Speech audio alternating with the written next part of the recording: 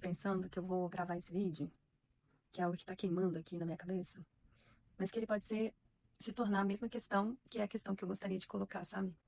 Ontem eu recebi um vídeo, chegou pra mim um vídeo em que uma psicóloga estava falando sobre a abordagem com a qual ela escolheu trabalhar. Isso me fez dar conta de que a psicologia pode ser um campo como a religião, em que as pessoas dizem: o meu Deus é melhor do que o seu Deus, ou o meu Deus é o único Deus, o seu Deus é um Deus falso. E essa psicóloga, ela estava falando sobre a abordagem que ela escolheu e dizendo o quanto as outras abordagens não trazem resolução ou sentido ou têm alguma utilidade na vida das pessoas. A sua abordagem é a única científica, a sua abordagem é a única que pode trazer resultados para as pessoas, efetivos. A sua abordagem é a única que é rápida e a sua abordagem é aquela que ensina as pessoas a viverem e a eliminarem comportamentos indesejados. E aí eu fiquei pensando, ok, há espaço para esse tipo de abordagem, há situações.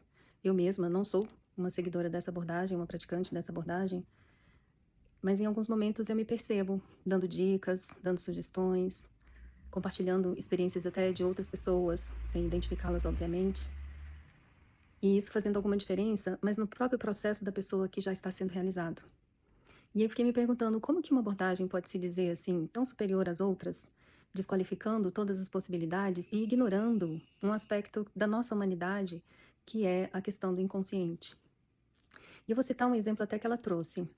Ela disse: como que eu posso não dar a dica para um cliente que está enfrentando questões financeiras, sendo que eu já experimentei, eu mesma já tive sucesso nessa tentativa, nessa caminhada, e eu posso ensinar a ele o que fazer, como fazer. E eu me lembrei imediatamente de um cliente muito bem resolvido na questão financeira, vivendo com prosperidade, com sucesso na sua carreira profissional, e o quanto esse cliente se sentia angustiado, infeliz, e até chegou a desenvolver a síndrome do pânico durante um período. E não havia uma questão financeira ali a ser resolvida, mas a questão financeira era a sua questão.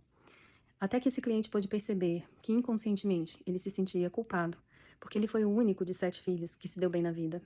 Ele foi o único filho dos pais que tiveram vários problemas financeiros e muitas dificuldades financeiras. E esse cliente pôde perceber que não se tratava de uma questão de administração das suas finanças, que faziam com que ele sempre estivesse bem e de repente perdesse tudo.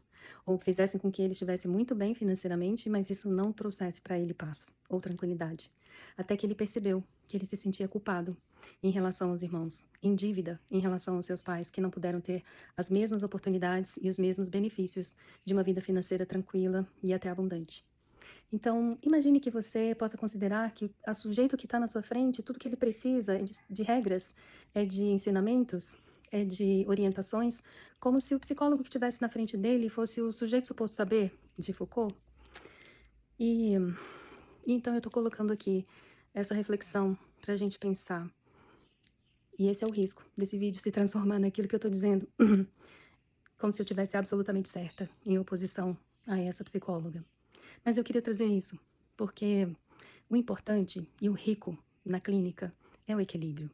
É que a gente possa conseguir ver o cliente como um sujeito pensante, como um sujeito do inconsciente, como um sujeito das influências de gerações e gerações sobre a sua estrutura e a sua constituição humana, a sua constituição estrutural, da sua personalidade, como um sujeito inserido numa cultura maior que, além da cultura familiar, é a cultura do lugar onde ele nasceu, do lugar onde ele vive, dos símbolos, das simbologias, dos valores, de tanta coisa que compõe o ser humano.